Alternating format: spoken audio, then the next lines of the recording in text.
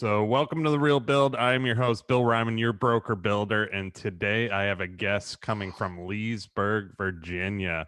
He is an Air Force veteran and owner of WML Enterprises, a full service demo company and site preparation contractor. He combines a passion for good old American dirt trucks and tractors with a healthy appreciation for technology. He prides himself on safe, ethical, and efficient business practices and differentiates himself through open communication, customer care, and the highest quality of workmanship. If your project is weird, messy, or unique, WML is the right choice to clean it up. WML is named for his grandfather. He was a police officer, a volunteer firefighter, businessman, and father of four. Corey Lockhart, thank you so much for coming on the Real Build today. How you doing? I'm well. Thank you for having me.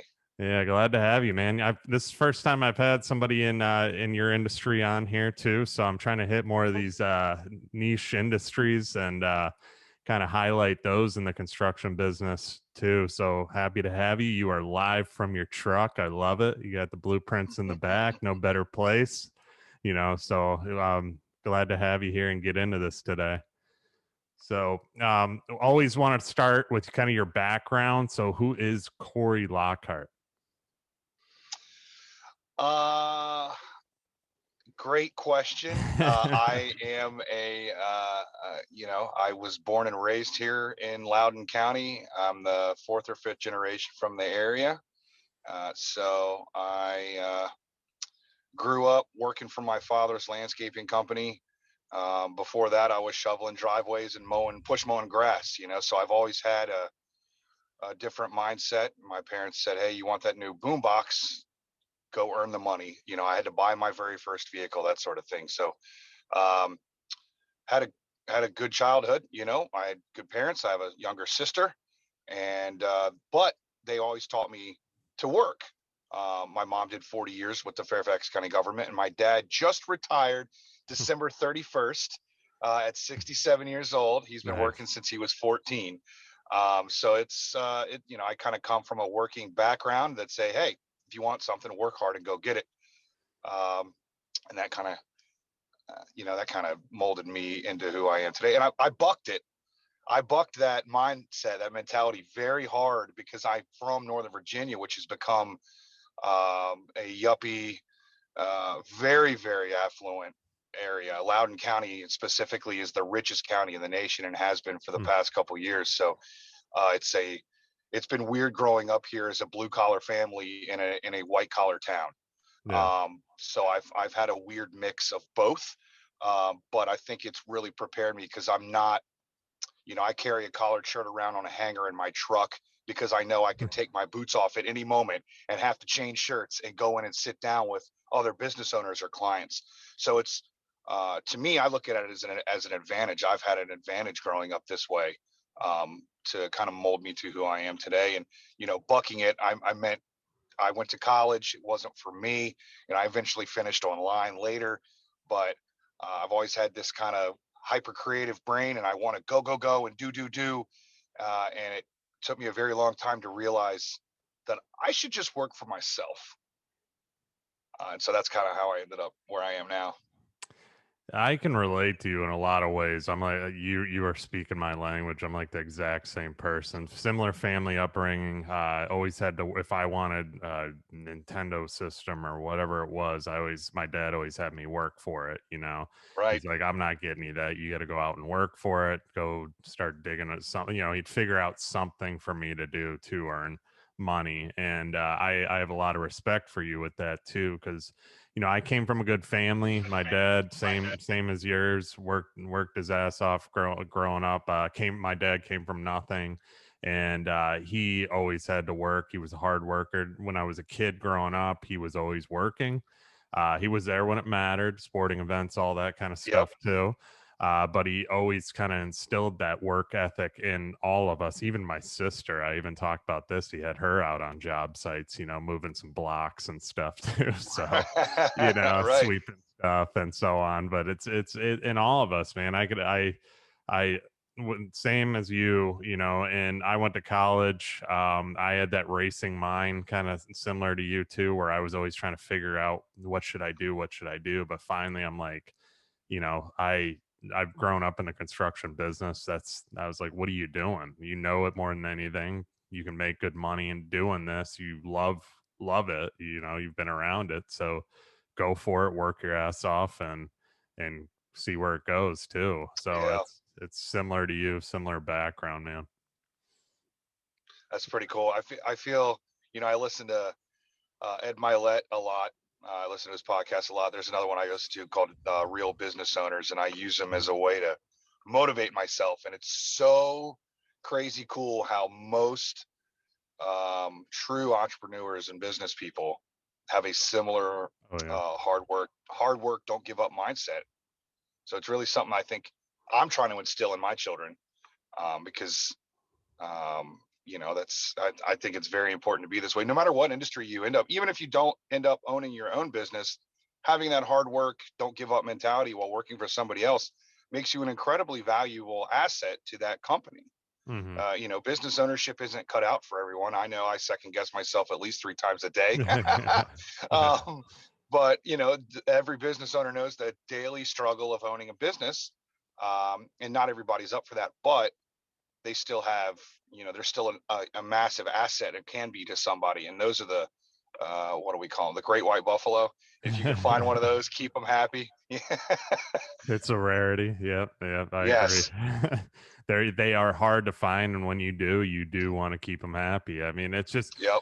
that's the thing with business too. Once you do find that person, you have to do what it takes to keep them and make them feel part of your company as well too. And it's rare. It's hard to find. They're hard It finds, really and it's is. hard to mold people into having that go getter mentality and wanting to get ahead. Some people just don't have it, and not majority, but mine, like not many people have it, let's say that. So getting in, why, so you're in demolition, why did you choose demolition and site prep over other aspects of the construction industry? uh So I officially started working for my dad at 14. I think minimum wage was 5.25 an hour. That's what I got paid. And from there, he was a true landscaping and property maintenance company. So he forced me in the office. I wasn't allowed in the field. He wasn't. He said you're not old enough. I'd go out in the field with him, but it wasn't until I turned 16 and got a driver's license that he said, "Okay, go."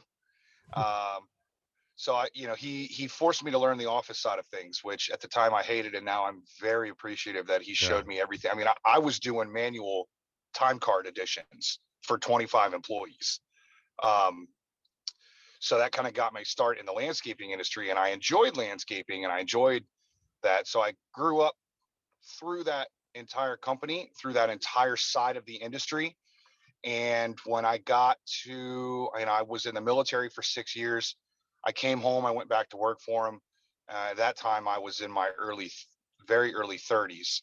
And I got an opportunity to go work for another landscaping company, a very high end outdoor living area, construction, pools, that sort of thing. Learned a lot there and realized that I was so tired of dealing with nitpicky, know nothing customers day in, day out. The stress level of, well, the guy's left a swirl mark in my yard from the tire, or basic stuff like this grass isn't growing fast enough, or my tree died. Well, did you water it? No. Okay, well, that's so I got really tired of being on that end.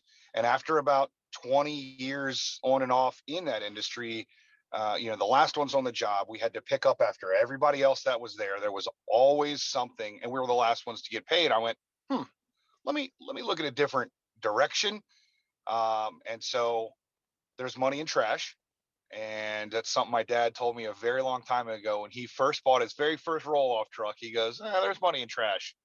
Um, and so between that and being a firefighter for 14 years, we really learned building construction and how to take stuff apart, especially when it was on fire. So I, let's be honest, man, I wanted to be in an industry outside in the construction, in the trades, but I also did market research. And so I looked around the area to see who the demo guys were, who I would be competing against, and what kind of market share that I could find. And then I just jumped off with both feet. And you know what they say, starting a business is like jumping off a cliff and assembling the airplane on the way down. So that's what I've been doing. And it's been working too. I mean, it's been working. You're doing a great job at it as well. I mean, just Thank looking you. at your stuff too. And you're doing some big jobs as well. Yeah, we're actually right now, guys are down in Petersburg, Virginia, which is just south of Richmond. So it's about 3 hours from Northern Virginia. Where we are currently sitting in a Lowe's parking lot right now, we are about 30 minutes from DC, give or take traffic. It could be an hour and a half, but it's about 27 miles or so. So we're up here in the Northern Virginia region, which is very different than the rest of Virginia. But yeah, we travel. We've traveled as far south as like the Bristol line, the Tennessee line there for the National Park Service. And I am a service disabled veteran owned small business. So I bid on federal projects. I am not afraid to jump in and bid on state and local government projects. And that's what we're doing now. We're finishing up down in Petersburg, a local government housing and redevelopment authority project, which I've learned a lot. And when you get to projects that size and that that scope and that many people and that moving parts, it's been a lot of learning, but it's been good. It's been good. So you're mainly doing because I watched some of your videos too. You're doing like park clear outs of stuff like fallen buildings, stuff like that, just getting rid of that. Yeah. So for the Park Service, the abridged version is the entirety of the Appalachian Trail from Georgia to Maine. They had a bunch of old structures that hikers were camping in, and it was dangerous. And it took, in typical government fashion, I think it took probably 10 years from the time that the flag was raised until they actually executed the contract. But we ended up going through and doing all of the Virginia sites along the Appalachian Trail. So some of them were barns, a lot of them were homesteads, though. So we got to demolish homesteads from the late 1800s and early 1900s that were still standing. And it was awesome because we recycled so much of that wood because, it's hand cut lumber that's 130 years old. So we were able to recycle. So that was really cool to be a part of that historical aspect. And I can't tell you how many mantles I gave away, like fireplace mantles, because the hand cut beams are so good. I would just put them on a trailer and give them away to people, so in hopes that they would reuse them somewhere. Where do you think they're reusing them in different their personal houses, probably? Yeah, my cousin of all people saw my post on Facebook and reached out to me and said I'll take one, and so they cut it into a mantle and made a mantle out of it. I had some people take it for shiplap because thanks Chip and Joanna Gaines. Yeah, I've had people come and take boards for shiplap, and my dad took a bunch for picture frames, and then I honestly burned the rest of it in my fire pit at the lake, so that it wasn't just going to the landfill. Yeah, it's awesome. That's awesome. So let's talk about like the services you do a little bit more in depth. Obviously, you're doing demo, site prep, junk removal. Just give, for people, I mean, everybody pretty much knows what these are, but the people that don't know what kind of demo projects you have, site prep you're doing, junk removal you're doing, just explain it a little bit. Demolition is a naughty word, I guess. I mean, I can't tell you. Everybody asks what I do. I don't say demo anymore because the first thing out of everybody's mouth is, "Oh, you blow shit up." I'm like, no. Maybe one day. But we really try to focus on demolition projects that are a little more challenging. I mean, listen, I'll take bread and butter house teardowns all day long. That's easy work. But I like more challenging stuff. Last year, we bid with one of the major GCs in the area on a wastewater treatment facility demo. Obviously, it was a little bit too big for us at the time, but I want to grow into power plant demolition and deconstruction and decommissioning projects. But at the same time, we're getting ready to start a deck on the back of a house that has access issues that was not properly constructed. We do small stuff and large stuff. Site prep, we're not these massive site contractors that come in with 27 pieces of equipment and lay out an entire neighborhood. On the site preparation side, we typically do residential or small commercial, and we also do grading and drain lines. We just did a big project for the Arleigh Burke building down in McLean, which is a military retirement assisted living facility. They had 30 or 40 years of drainage problems in the back of the property. We came through, and we've had 3 major storms and a snowstorm since then, and their lobby's bone dry and everything's working as it should. So I really enjoy that. I work with a geotechnical engineer. He's a partner of mine in another business I have. So that's what we are in a nutshell. Junk removal is on there just so it pops up in Google. I'll send the guys out and pick junk. I'll send the guys out and pick junk up all day if that's what the clients need. But we really try to focus on being, they say if your business isn't growing or adapting, then you're dying. So adapt or die is what we said in the military a lot. So I'm trying to evolve into what's, more or less of a specialty contractor to be able to take on more and more things. We're getting our abatement certification this year and stuff like that. So we're growing our list of services to include, we want to be a turnkey solutions provider for builders and general contractors or owners directly for anything that needs equipment or stuff like that outside. Gotcha. We'll do anything but build, basically. Yeah. Gotcha, which is a great idea too, and to keep expanding like you are into those different avenues is huge. I mean, I get a lot of demo guys around here. They just strictly do the demo part of it, then they're just strictly taking down houses. You're going above and beyond that too with the other things you're doing. Yeah, I found that especially in this area where real estate in the Northern Virginia area, it's super insulated. Even during the market drop, it didn't hit as bad. Like 08 didn't hit as badly as it did in other parts of the country. But there are people buying houses that are 10 or 15 minutes outside of DC that will buy the house and the land. So we're talking a half acre for an unearthly amount of money, and then tear it down and build a house. So I don't want to just come in and tear the house down. I want to have your rough grade, your final grade, your basement dig. I want to dig your utility lines. We'll do your taps if we have to. That's the stuff that I want to be more involved with. That I would rather be that than hey, come tear it down and get off.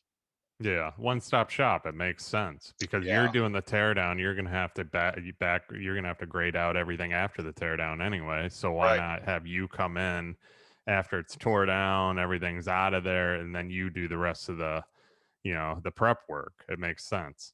So yeah, and we do concrete as well. So I can get the whole piece and just leave you with a foundation ready to put a building on top of. That would be my ideal goal. that's awesome. Yeah, that's a great business strategy. Good for you. As far you brush on the military too, I want to talk about that a little bit. How has the military helped you with your career? Obviously, you were in the Air Force. How is it? And I've heard, you being in the military. I watched some of your video about it.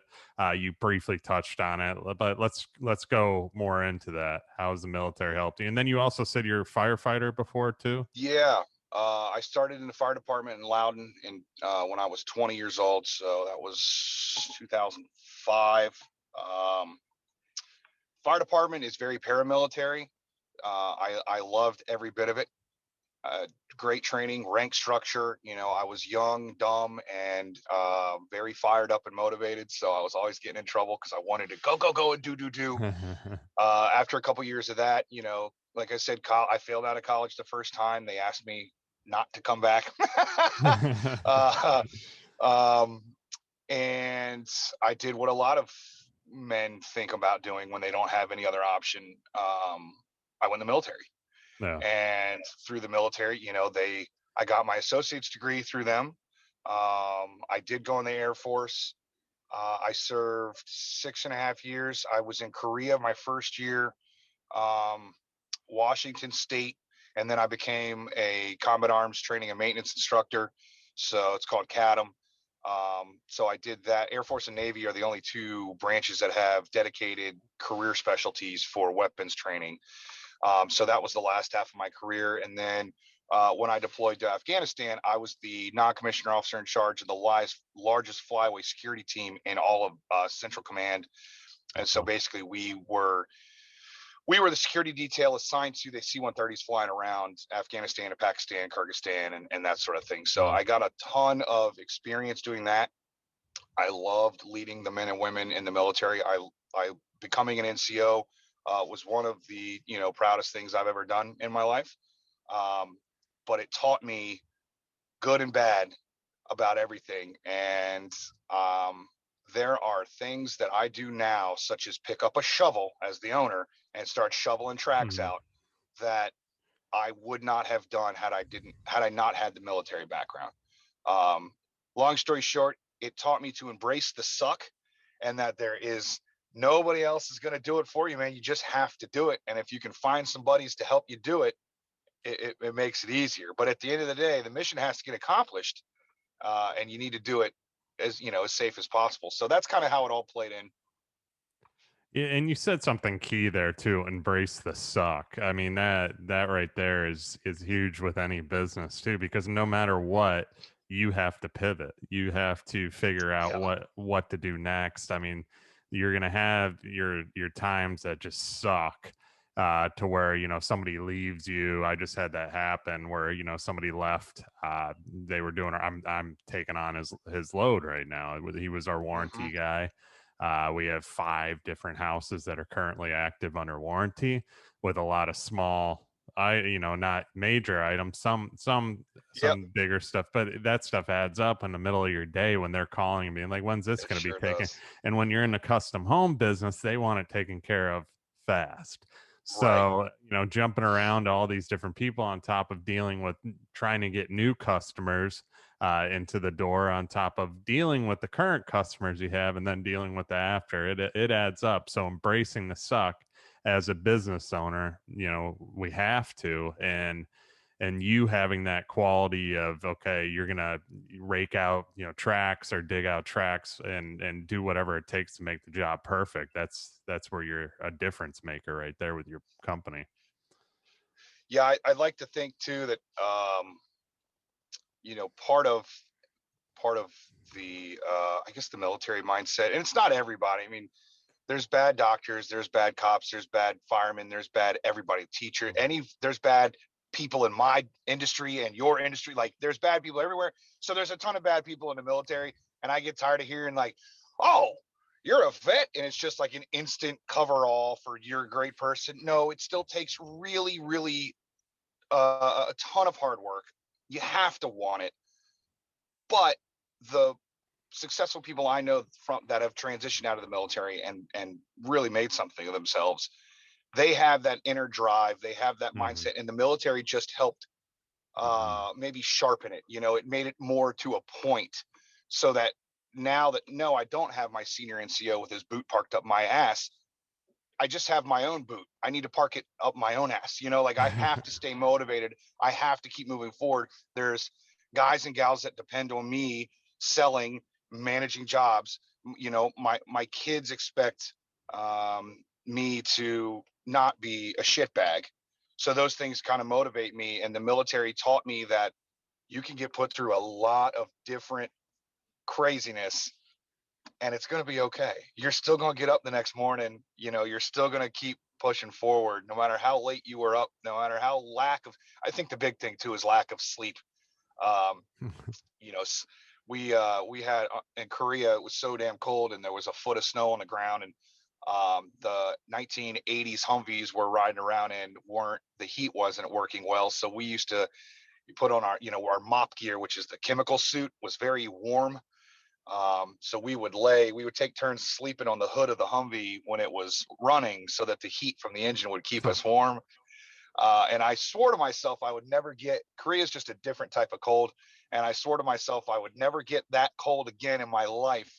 And that has helped prepare me. That's one small example of why now I have spare heavy coveralls, and I will not travel in winter months without backup warm clothing.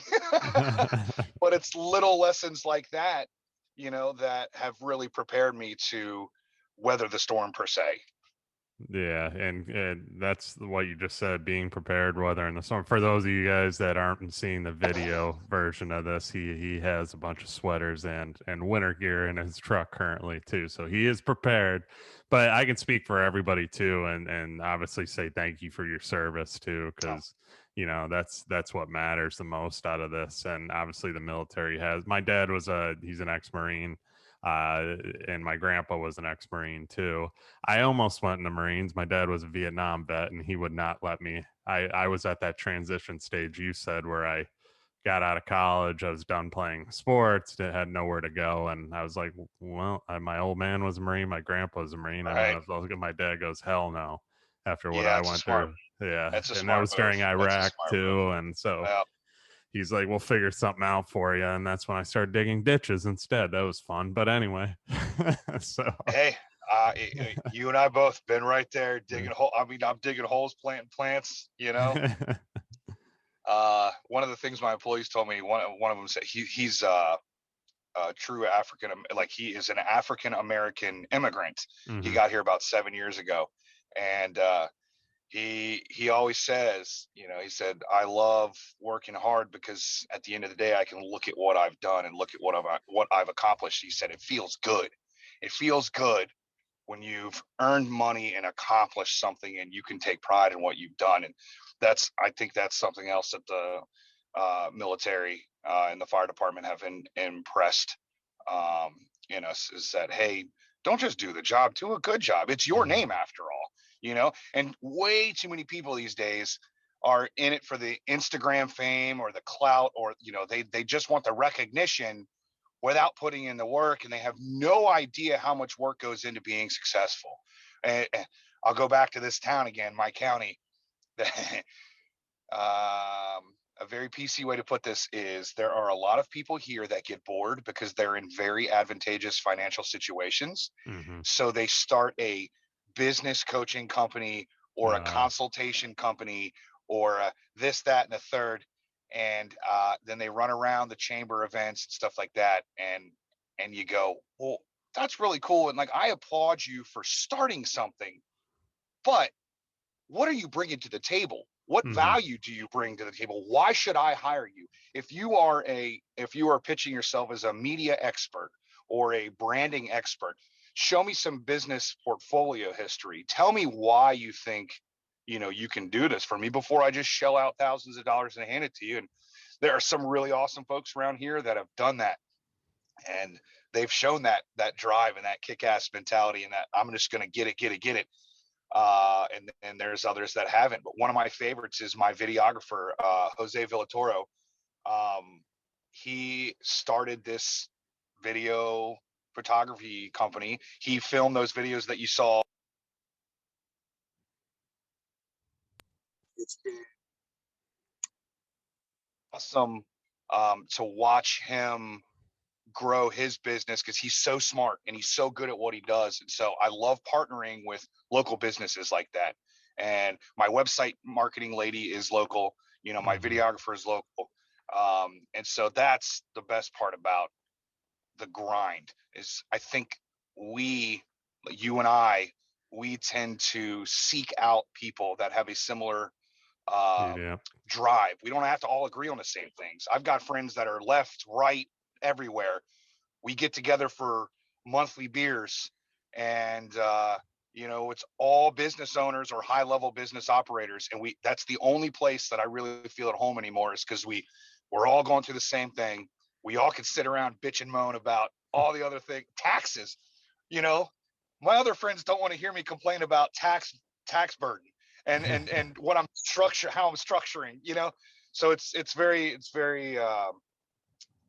cool. I didn't mean to get off on a tangent about that, but No, yeah, I love it. that's kind Yeah. of what we deal with. I have a small group of business owner or high level operator or former business owners that are not anymore, and we have, like, weekly, bi-weekly, maybe monthly get-togethers, and it allows us to sit around and chat and vent and kind of do what we're doing now and talk about the industry and what we do, and it helps keep you centered.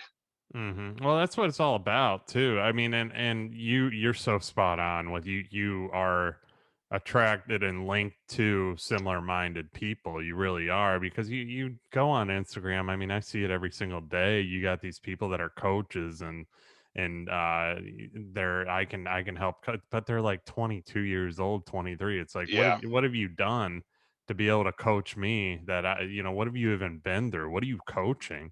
Then you got all these other right. certain people reaching out to you, messaging you, hey, you want to have a Amazon business that runs itself, or do you want to have this and that? It's like, come on. If business is hard, and you have to work for what you have too. It's just not handed to you. That's the thing. So it's like, you see these automated Amazon guys, and then you see these different these. There's so many of them out there, and everybody that's listening probably knows what I'm talking about. But there's a, like you said, is it's so spot on. You are connected to similar minded people that are driven, and with us in the building industry, I post about it on my Instagram of what we're doing. Like, I just did a Instagram post the other day about a punch out. We were doing a drywall punch out. We do like 4 different punch out times. One of them's just drywall, not even paint. And the reason we want to do the drywall is to get the drywall right. We do a lot of level 5 smooth coat. Obviously, you can't hide imperfections on that. Right, So right, we want to get that right before our painters come in and start painting the walls. So then we'll do a paint punch out after that. So I posted how many pieces of blue tape me and my brother had put up, and people said they were getting dizzy and sick for how much tape that was all on the walls. And they're like, how did you do all that? And it took me and my brother all day to do it, and we spent there all day. But that's a customer that's paying, that's almost a $2 million house. They deserve to have it done right. right, And it makes our job easier if we get that drywall done right first, so we don't have to go in after the painter's painted and have a drywall guy patch and then have the painter come back, so right. it's one step ahead. But not a lot of builders do that. Pretty much none of them do it. So it's like, it's in our area I'm talking about. So it's that extra step. It's going above and beyond. Yeah, And that's the value that you guys bring to the table. I mean, mhm, that is a massive amount of value you bring to the table, because you're right. It's like with cars, you can't do body work, shoddy body work, and then spray color over top of it. It's just not going to look good. So that's really cool. I've never actually met somebody that goes through and does a punch list on drywall we're finish nuts. before they send the painters in. That's a nice touch, man. I Our like that. drywall guys think we're nuts. Our painters think we're nuts, but then they respect it in a way too, because it's like they do work for other builders, and they don't see this common at all. We're probably the Right, only one. I've had my painter question continuing to paint with us because of how many trips he's had to make back, come back to that job. But I've had to talk to him and say, this is how we are. I mean, I respect you. If you right, don't want to do it, that's fine. I'll find a different painter.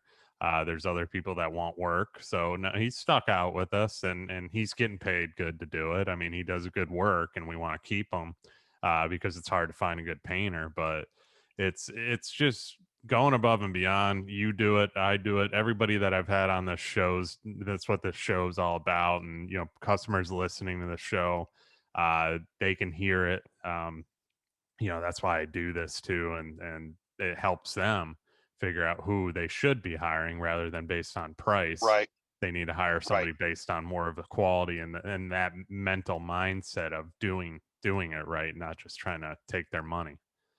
So Absolutely. um, let's get back to your demolition. So, when doing a demo job, as well as I do, you can run into a lot of stuff that you weren't expecting. So, how are you handling problems? Let's start with this. What have you ran into that's crazy? Because that's always a fun topic. And then, how are you handling other problems? Um, I think the biggest thing is that people just expect you to be able to come in and tear it down. And we follow all the state and federal requirements, and that includes testing. Before we even touch the property, we have to have it tested for ACM and lead, and everything. Simple stuff such as removing light ballasts, evacuating the HVAC systems. There's a lot that goes into it, and clients don't understand that when they start reaching out. So, going back to our past conversation, we're not going to be the cheapest. I don't want to be the cheapest. I want to do it correctly. We have insurance. We're licensed to do this kind of work, and we want to do a high quality job. So that's what we run into the most is people want us to cut corners, and we won't do it. The crazy stuff that you run into, you find a lot of weird shit in houses, especially the rougher the neighborhood. I found that job down in Petersburg that we're finishing up relatively easy. I found a social security card in the envelope hidden in the mechanical room to addressed to somebody that was not, the address was nowhere near where we were. But yeah, we find, it's just really cool and interesting to see what you can find. We found some interesting stuff along the Appalachian Trail, and just stuff like how they engineered things 80, 100 years ago. But yeah, I don't have no dead body stories. We've definitely had some squatters we've had to shoo away. I was gonna say any bones underneath the building, hidden underneath somebody. No human murder bones. mystery on Netflix. You could be right. Yeah, one day I hope to be as cool as Priestley Demolition out of Canada and have my own History Channel show like those guys do. But no, I think the cool thing is like we try to salvage a lot of scrap. And if it's older or antique looking, I found a lot of old bottles and cans. Stuff like that I think is really cool. But as far as the challenges and how we address them, we just have clauses in our contract, and unfortunately that's the way that the construction world is that way now. They say lawyers are the ones that actually make the money off construction, but we try to be upfront and honest, and we tell people, hey, listen, this is what we know, but this is what we don't know, and if we come across it, we'll identify it, we'll do a change order, and then we'll accomplish the task. The problem is a lot of people, they're like, all right, well, I'm paying all this money, and then you hit them with a change order, and they're like, well, we don't want to pay that, or they get frustrated that I didn't know, that I didn't have X-ray vision to see what the heck we were dealing with. So that's definitely been a challenging part of it. But for the most part, it's just the day-to-day challenges of, there's overhead lines here, we can't get the truck in there, So that's the kind of the fun part about the jigsaw puzzle of working, demo is how do we get the big equipment in there, and how do we get loaded out, and then how do we not tear up stuff we're not supposed to tear up. Isn't it fun how, or amazing, I should say, how everybody expects you to have that X-ray vision? If we actually had it, our jobs would be a lot easier. But they don't understand. If we had it, we'd be gazillionaires. But I mean, they don't understand. It gets a little ridiculous. Yeah, I mean, a lot of customers don't understand that it is construction. You run into a lot of different things that you aren't going to expect, and it's just, we have to as contractors set that expectation to them. But then even when it happens, even if you do kind of tell them from the beginning, they tend to forget. So you got to brush back. You got to kind of rewind a little bit and say, hey, remember when I told you this about this can be a possibility of this? We have it when building a house all the time, random things that happen that are out of our control. And it's just more explaining that situation. They don't like it because it's more money out of pocket, and people don't really like pulling more money out of pocket, but it's the nature of the beast. So I've found through trial and error, I have found that, because we've only been in business since 2018. So I have found through trial and error that it is better to communicate calmly, clearly, and factually, and then shut up. And that's it, because most grown adults throw temper tantrums these days. A lot of times they try to take it out on the contractor, and they want to yell and holler, or or get very frustrated, or go on Google, or whatever the hell they do.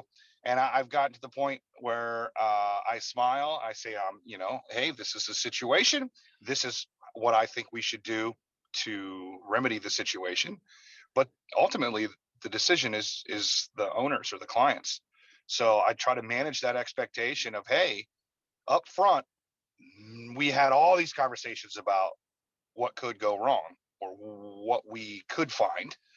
And now we have found something, or now something has gone wrong. So I feel like if we communicated a ton up front, and then when something does happen, it's not, not like a cold cock punch out of nowhere. It kind of helps a little bit. But I've also found I used to try to, I don't know, I don't know if it's a good way to put it, but I used to try to be a shoulder to cry on about the situation. Hey, I'm sorry that we found this. What do you want to do? Now I just say, hey, I'm like a doctor delivering, bad news. Hey, this is what it is. And then I shut up and walk away, and allow them to process the information and get back to me. So that's kind of how I deal with it. And then one thing I did want to answer for you, the most challenging demolition thing we've ever come across. I underbid a massive 4 million gallon steel water tank job for a local municipality. And it was built in the early 50s. So it was all former like shipbuilders. And this thing was built like a layer cake. So the bottom layer of steel was an inch thick. It was an inch thick steel. Well, there's only certain machines that can cut that. So it was like 5 or 6 layers. It was pretty tall. And it thankfully I had a lot of support, but it really could have tanked the company. Sorry for the horrible pun. It really could have wrecked the company. I mean, it could have bankrupted me had I not been able to manage what we were doing and work with the GC. And because we had to tear that down and cut it into pieces that were small enough to get into trucks to ship it to the metal recycler. And something dumb, just as like the I-beams that we were cutting out of the center support I-beams, loading them into dumpsters, they were piercing the sides of the dumpsters. And we had one roll-off company say, no more, we're not sending you cans. And this was before we had all of our own trucks and everything. So it was incredibly challenging. It was a lot of sleepless nights. It was a lot of going, oh, I don't want to do this. Like, what can we do to fix this? But if you keep showing up, you keep trying, you eventually get it done. And that job right there showed me that if I quit whining like a baby and just show up and do the work, that I can get through anything. And that's the number one. What does Ed Milet say? 90% of the people do 90% of the work and then want to know why they didn't succeed. That job taught me to shut the F up, quit whining, go to work and get it done. And if you have another challenge, don't get beat down by it. File it in the challenge folder. Let's find a solution and keep moving forward.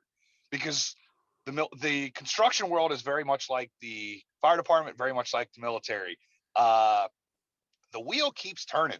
The machine keeps going, with or without you. Nikki Sixx said it pretty cool about the wheel of fame and stardom in the music world. That wheel will always keep rolling. You're either a cog, riding that wheel to the top, or you're not and you're forgotten.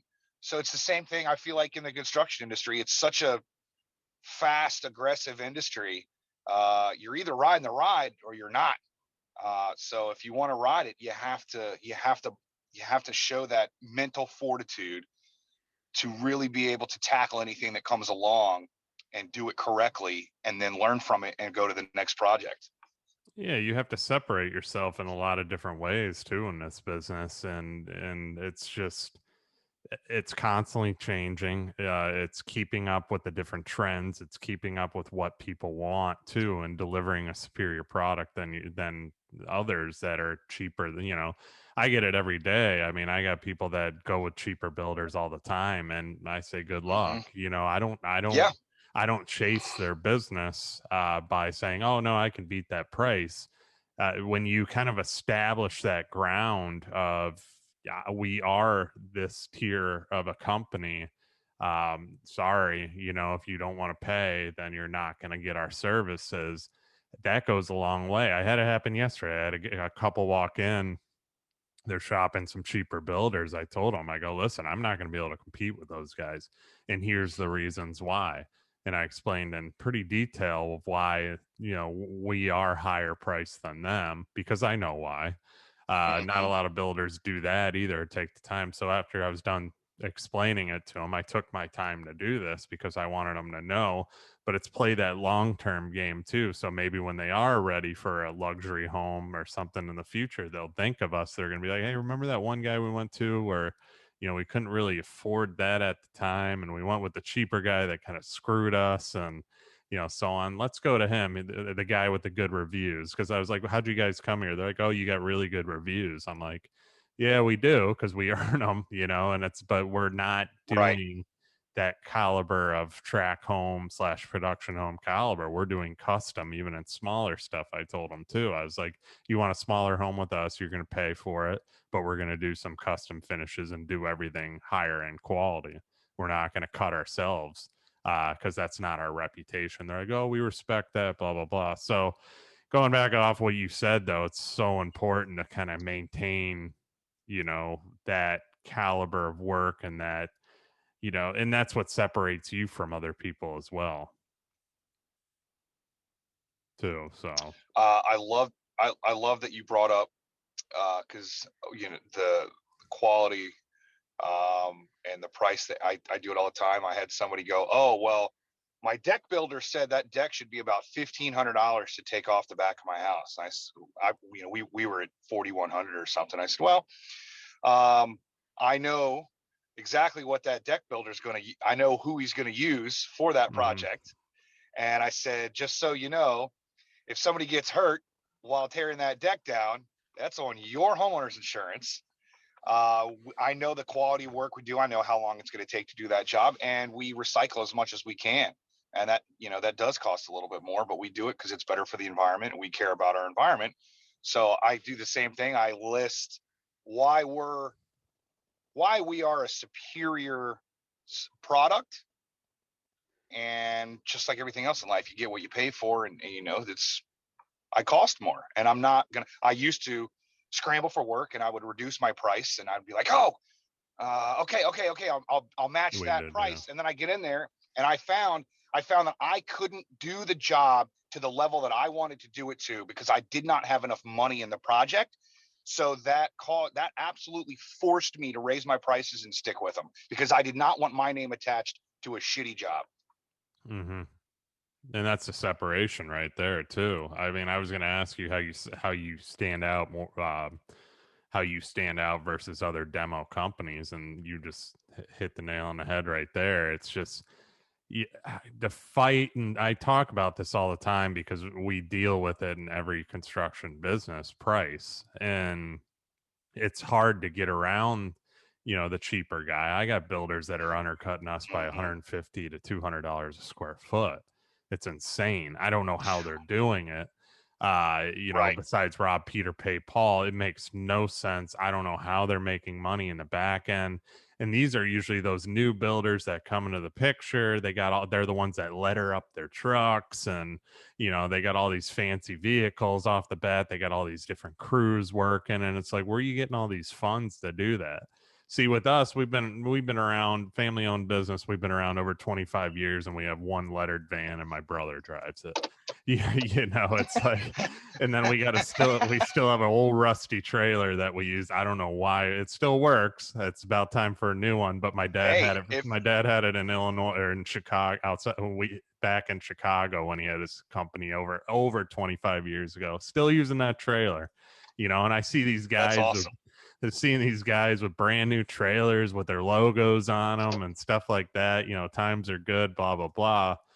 And it's like we kind of stay level headed. We don't overdo ourselves with, you know, I don't even have our company logo on my truck, because people know our brand. They see they see our production around where we're, you know, we have 8 houses going right now. They see our stuff. They hear about word of mouth, our reputation, how meticulous we are. And those are the things. Obviously, I'm not saying don't brand vehicles, stuff like that. That's always important. But it's just overall reputation in general is where you stand out the most, and what you're doing. Yeah. That's going to separate you. That's what makes us stand out more than anybody, as you know. And I'm sure you're the same way. Yeah. And I certainly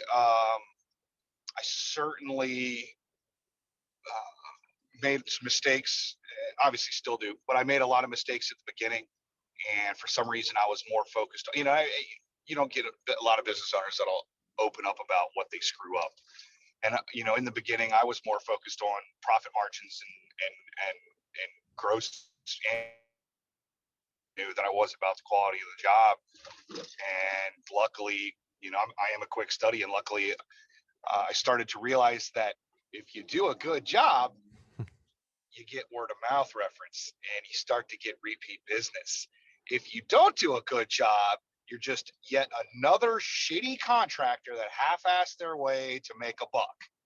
And so I've had to, pivot, and I completely readjusted in January 1st of 2019. I had to pivot. I had to readjust, and then I readjusted again at the end of 2019. And I said, every single year you will get better. Every single year you will put out a higher and higher quality product until you are the top one in the industry. And I know that our revenue will reflect that. So I think I was putting the cart before the horse, there, and that was one of my bigger faults that caused me to honestly I've lost connections. Now, on the flip side, this random snowstorm that we got, we had accumulable snow for the first time in years. And I had two different calls from two different former clients that were like, hey, I know you're probably busy. Will you come help? And, these are rural custom homes. And so I knew they had mile-long driveways, and they were probably stuck with their, Honda Accords. But it was very nice to be able to get a text or an email and say, hey, we need your help. We thought of you. And I'm like, absolutely. Once we're done with our commercial sites, I'll get out there and get you guys taken care of. So I've seen it both sides firsthand of me being a shithead and not worrying about the quality, and also me worrying about quality and taking care of the clients and worrying about my reputation. And I'm happy that I was able to learn that very difficult lesson without too much detriment to the company. Mm-hmm. So that's like you said, it's very, very important to have now. But I'm the flip side on the advertising. My trucks are all wrapped, my trailer's wrapped. I've got, if I own it, it's got a sticker on it somewhere. Yeah, no, and I'm not saying there's anything against it. I'm just, it's more with us, like, because I was going into these new builders that kind of come into the picture that don't have they're just starting out, and they don't have I mean, if you're a major builder, I get it. You got the funds to do it, wrap all your trucks, you got the crews, you got all this stuff. But I see these new guys coming to the picture. They got every vehicle, they got 10 vehicles that are wrapped with their logo, but they don't have the reputation to follow it, and that's the thing. I mean, we have a work truck too that I lettered up too, that my dad's been driving around, but it's my brother has a work van with our lettering on it too, and it's just, but that we're pretty simple with it, and our reputation kind of speaks for itself. But you get these guys that just come right into the business and everything's lettered. They're buying trailers, they're buying all this stuff. It's like, put your foot down, put your place in the area first, make your spot on the map, and just get your work. What speaks out to me more than anything is your finished product, and then the customers obviously too, because you do good for customers. I mean, that's gonna speak more than a bunch of 10 trucks advertised when you're brand new builder and you're not making the money to fund those vehicles. So, you know what I mean? But going into this too, I mean, I read you said something about state of the art equipment and technology for safety and efficient on on the job. So start explaining this a little bit of what you're doing, because this is a difference maker with you in the business. Yeah, so I found a lot of people using older equipment, and that's completely fine. Um, but new equipment is safer. Mm-hmm. It's more efficient.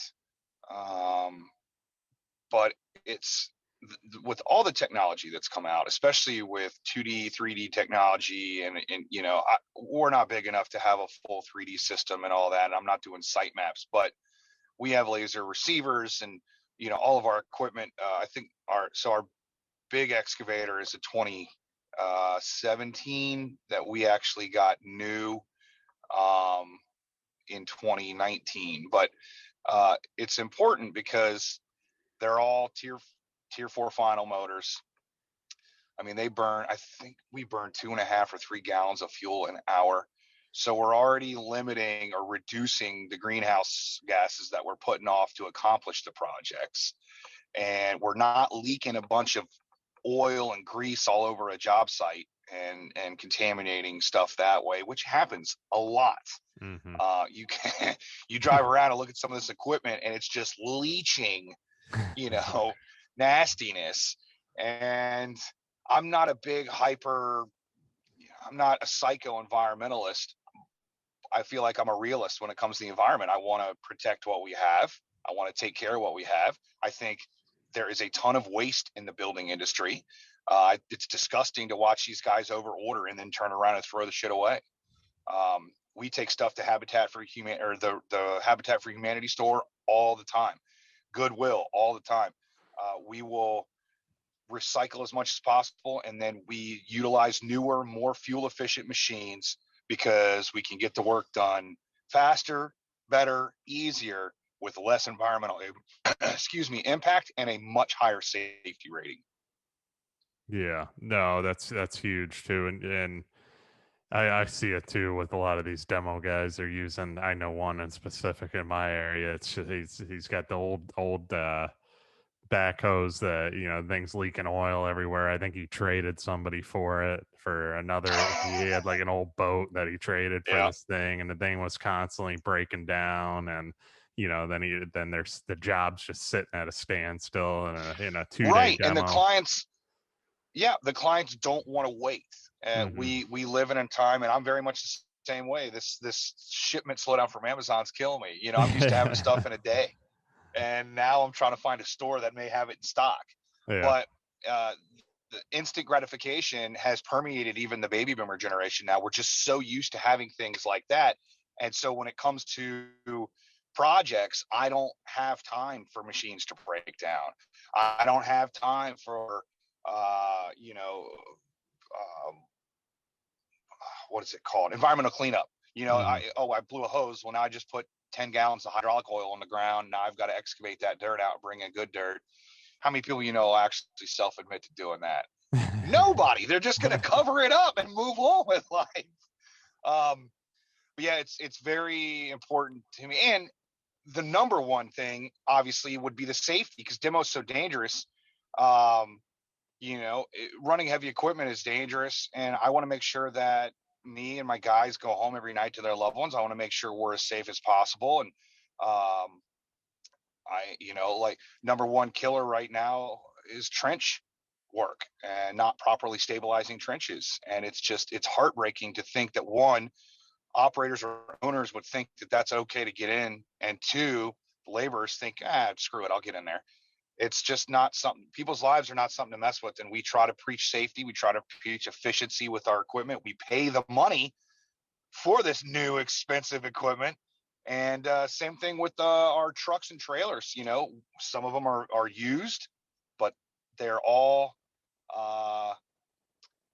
properly maintained. We do everything we can to be safe for us, for the client, for people around us. Yeah, makes sense, which is huge. And that's why you're a little bit more costly too, but you get what you pay for as well. And then too, like we talked about, getting towards the end here, just to kind of wrap up I want to talk about your process real quick. kind of from start to finish, how you go about, getting the customer and then taking care of the customer and then finalizing everything just real quick, just so somebody that's looking for us for site prep or demolition work or junk removal, and then we'll get into some personal questions and wrap this up. So as far as your process, what are you doing? We advertise, online, and we work with a lot of people. So the process is really simple. Identify your end goal and then reverse engineer it. And then we figure out the safest, most efficient way to accomplish your end goal. It seems kind of vague, but that's what it boils down to. The ins and outs, what we use where or how we do it isn't as important as what you want the finished product to be. Okay, bring us in. Let's talk about how we reverse engineer this project together. And then we do a lot of value engineering stuff too. Cool. Also, yeah. So it's really it. And then also I lay down a lot of the other side of demolition. So like the state and local requirements, and how I basically walk people through the state and local requirements of what the job entails, and then we go from there. Trust me, the easiest part of it is throwing an excavator through a roof and loading it into a truck. It's all the prep work that leads up to it. Yeah, that's good to know. So if you're looking for some demo work to be done or anything, it's pretty cut and dry how you go about the process. I mean, they hire you, you guys go in, you do the work, you do it the right way. Obviously, environmental stuff, you take care of it, you take care of all the paperwork, and then you're in and out as soon as you can. And that's what everybody wants, like you said. So that's awesome too. Yeah, the biggest part is the utility disconnects, and because jurisdictions won't issue demolition permits without utility disconnects and stuff like that. So, and the asbestos inspection and things. So the front end is lengthy. The actual mission itself is very short and concise, hopefully. And then we can get them in and out.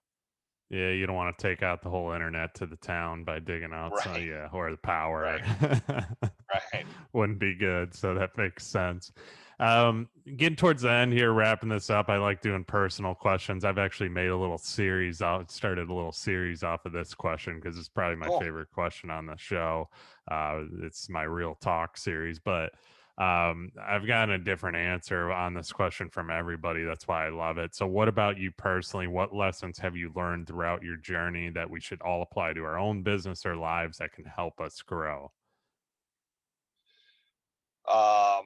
The number one thing is what I mentioned earlier, is perseverance. No matter how bad it gets, the only thing that's going to stop you is death. So obviously don't do something that'll kill you. But that's it. That's the hardest day you think you've had in the past. You've gotten through it. That's it.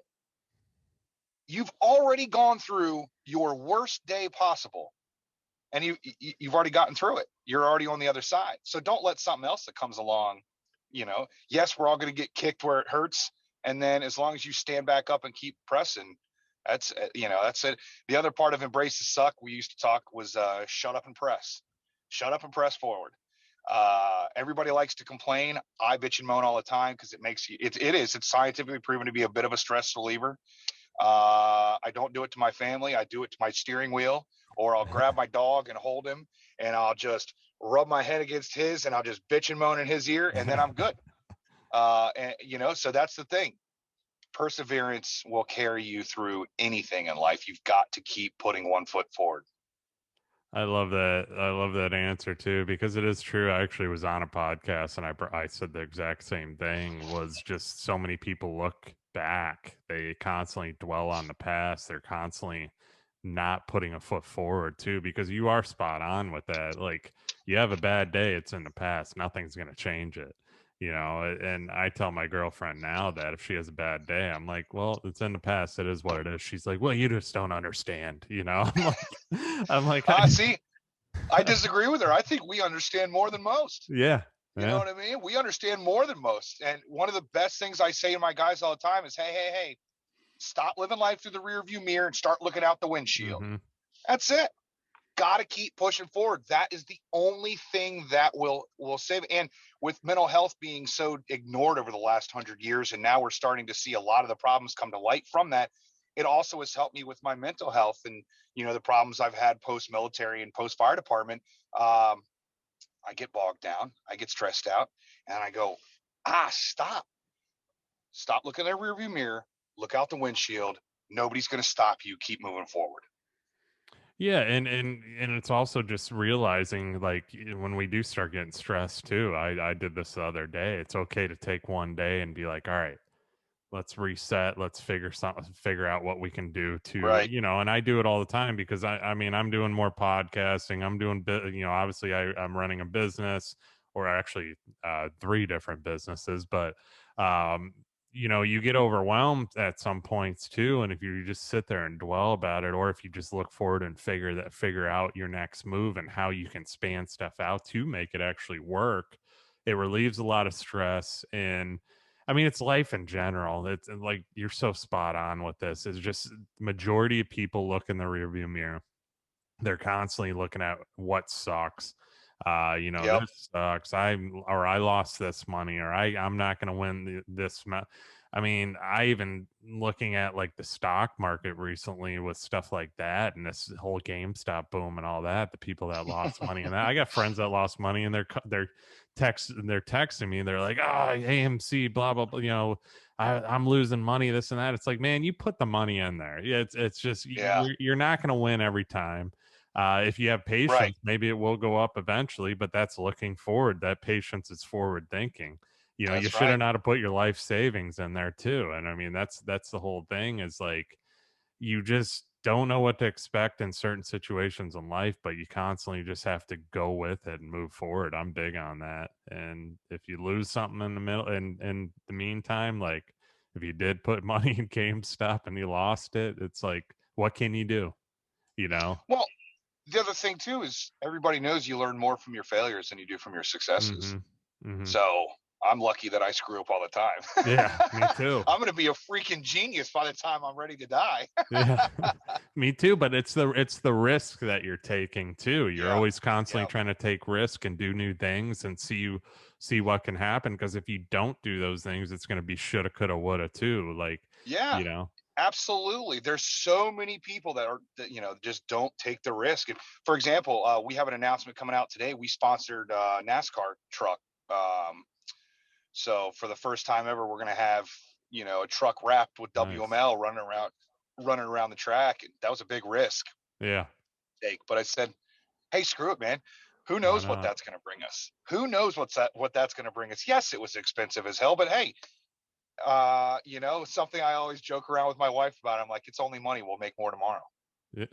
I love that. I love that, man. You know, that's You'll figure it money's a out. tool. That's the Money's a tool. thing. Let's use it. Yeah, you Yep. figure it out. That's what money's there for. You spend money, you That's make right. more money. That's the Yep. thing. Like, and I even like small things. I've been doing like sports card investing. I used to do it as in the past, and now I'm diving into it. And there's risks that I'm taking with my money, but it's like I can either come out ahead with it, or I can be left in the dust. You don't know what's going to happen in the future. We can't Right. predict the future. If we could predict the future, we all be multi billionaires, but we can't, That's right. unfortunately. So another question, talking about future, getting towards the end here, is most people ask about your past. I want to hear about your future. So where will we see Corey in the next 10, 15 years? Where will you be? Who will you be?